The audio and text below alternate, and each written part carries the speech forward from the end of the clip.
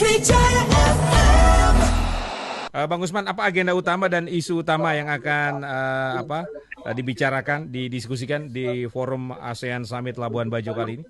Ya, ada 3 pilar sesuai dengan temanya ASEAN Matters, Epicentrum of Growth. Jadi ada 3 pilar. Pilar pertama adalah ASEAN Matters. ASEAN Matters ini kita ingin membicarakan ya segala hal untuk menunjukkan kepada dunia bahwa ASEAN relevan. Ya, ASEAN itu penting.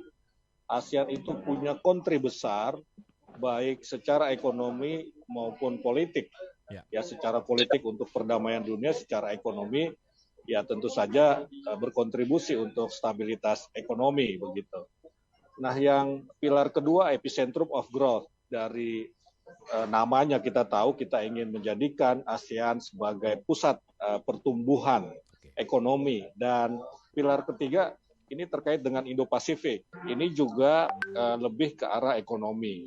Misalnya proyek-proyek setelah KTT itu apa yang mau dilakukan ya, proyek investasi, proyek-proyek bersama, program-program bersama. Bagaimana Kadin melihat penunjukan Labuan Bajo sebagai tuan rumah ASEAN Summit ini?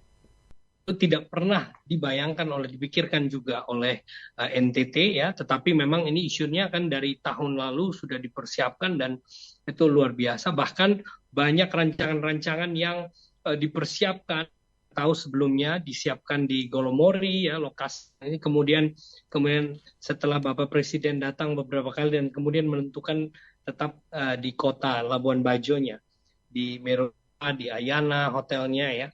Dan itu dipantau terus. Saya melihat betapa Bapak Presiden sangat mempush dan mengupayakan hal ini ya. Bang Bobi, bagaimana antusiasme masyarakat dan juga para pengusaha ya, baik pengusaha besar maupun pengusaha UMKM dengan gelaran ASEAN Summit ini? Jadi kalau dari pengusaha pasti kita melihat ini suatu hal yang sangat menguntungkan kita, mempromosikan daerah kita.